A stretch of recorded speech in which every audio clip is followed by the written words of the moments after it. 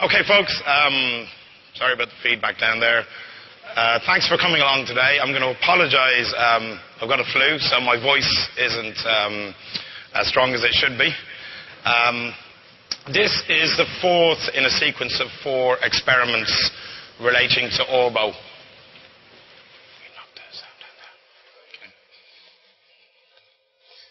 The first 2 were related to counter EMF. The third one, which was a week-long run, related to whether the component parts degrade. And this is really a summary and a look at the overall energy picture associated with orbo. To understand where we're coming from, you need to understand what we're trying to achieve. Orbo is a controversial technology. And what we're focused on is getting this technology demonstrated. People can understand the core principles, and ultimately our role is to license this to people who make product, and that's something that will start on Monday. We've made a decision to present this to the product development community in a number of ways, and our prime focus is on a sequence of live experiments, as which this is the last one. If you look at really what we're saying here, you can break it down to 3 things. We're saying that an orbo electromagnetic interaction suffers no back EMF due to the motion of the parts. In this case, that would be the rotor.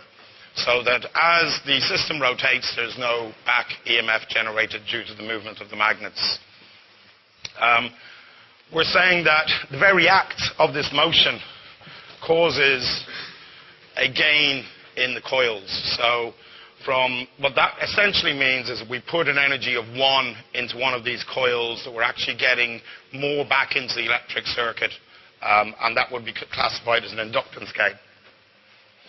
And finally, we're saying that none of the component parts degrade. Obviously, there's energy contained in permanent magnets, and what we're essentially saying is that none of the energy that is being produced by the system comes from the component parts. If you sum all of these things together, you end up in a situation where the technology produces more energy than it uses. And the term for that is over-unity, something that's classically believed to be impossible. What we're going to do is quickly summarize these 3 elements. We shot an experiment yesterday that explains the back EMF in a fairly cogent way, so if you'll just stick with us now, I'm going to play the video.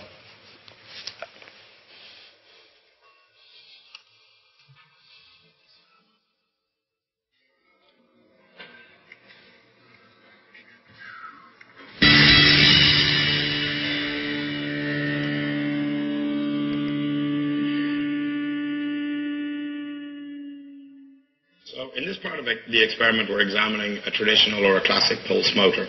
The system consists of a rotor with 2 sets of magnets, 180 degrees separated, and 2 coils, normal air coils, 180 degrees separated. How we're going to demonstrate the level of EMF is by firing in 2 positions. The rotor will fire when the magnets are closest to the coils, and it's this firing that actually generates the torque and increases the kinetic energy in the system.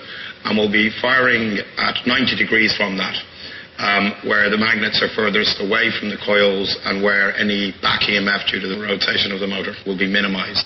That is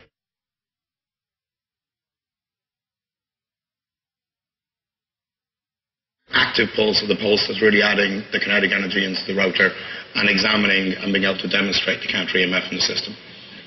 The next part of the experiment is to perform exactly the same test on an orbo configuration. We have exactly the same physical configuration. We have a rotor which has 2 sets of magnets, 180 degrees separated, and 2 coils.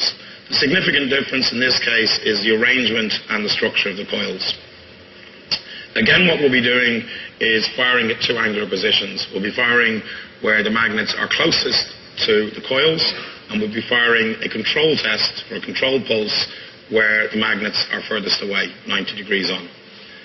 What you can see in the scope is that the current trace profiles for the control pulse and for the active pulse are identical. and this is demonstrating that in an orbo configuration there is absolutely no back EMF due to the motion of the rotor. So this is an orbo configuration. That's the next one. So to go back to key principles behind orbo, what we're saying is that back EMF is, or the cancellation or removal of back EMF from the system is an absolute necessity. And the reason for that is that if you consider a classic pulse motor, what in the control test, or the test where there's no back EMF on the system, you have effectively a resistive loss only. When you fire like this, you end up with an inductive loss. If you look at the orbo pulse, what you'll see is the control pulse, which you can just about see here, they're directly overlaid, is identical to the pulse that is causing the motion of the rotor. And that's a very, very key principle. Not only are we saying that we're producing energy of the rotor and that is thermodynamically free, what we're also demonstrating is that the very act of the rotor doing work is actually causing an energy gain in the electrical circuit itself. And again, what I'm going to do here is play a short test that we shot earlier. The reason to shoot these earlier, by the way, is that setting up these scope overlays is quite complex. So we shot these earlier. This one was shot earlier today, and the other one was shot yesterday. So we have two sets of magnets on the rotor, 180 degrees separated, and two coils. We are firing the coils at two different positions. The first one is when the magnets are facing the coils, and the second one, which is the control pulse, when the magnets are furthest away from the coils. And we are comparing the energy needed to create the magnetic field when the magnets are facing the coils and when the magnets are furthest away from the coils. You can see four traces on the oscilloscope. The first two traces are the current flowing through the coils. The blue trace is the current flowing through the coils when the magnets are facing the coils, and the yellow trace is the control pulse. The other two traces are the energy needed to create the magnetic field. And again, the blue trace is the energy when the magnets are facing the coils, and the yellow trace is the control pulse. What you can see here is that the current is the same for both positions when the magnets are facing the coils and when the magnets are furthest away from the coils.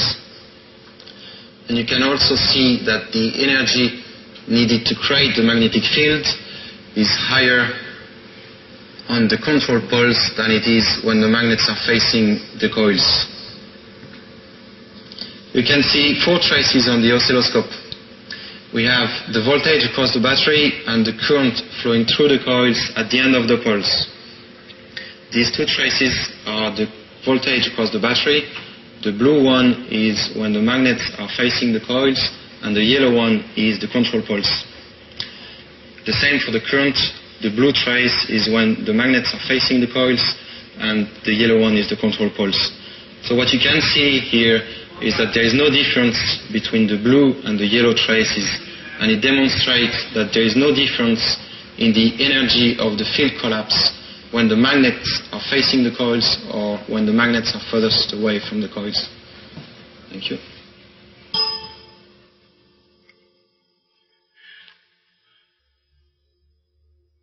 So if you quantify the inductive energy gain, and that is a complicated experiment, and we demonstrated the inductive energy gain in several ways. We did static inductance testing, and Max has just shown you dynamic inductance testing. Where you end up is that the very act of putting energy into the coil in an orbo motor returns more energy out, and that energy is in the form of about an 8% inductance gain and the heat associated with the system. As you will see on the thermal camera, any system that has current flowing through it will generate heat. And so we calculate the inductance energy by removing the Joule heating from the energy put into the system, which is basically the integral of VI. The other test that we did that there was no audience for, but if anybody was watching on live stream 3, we did a week-long soak test. And effectively what we did is we ran this system, it wasn't actually this system, but a similar system, for a week-long test. And before starting the test, we measured all the magnetic components using a Gauss meter, and we measured them afterwards.